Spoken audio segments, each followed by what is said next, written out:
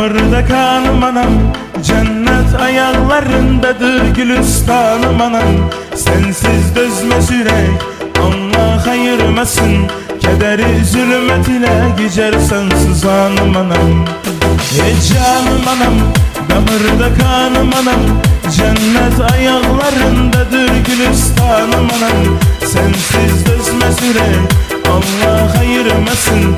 Kederi zulmet ile geçer sensiz anım anam. Şöhretim şanım anam, benim efsanım anam.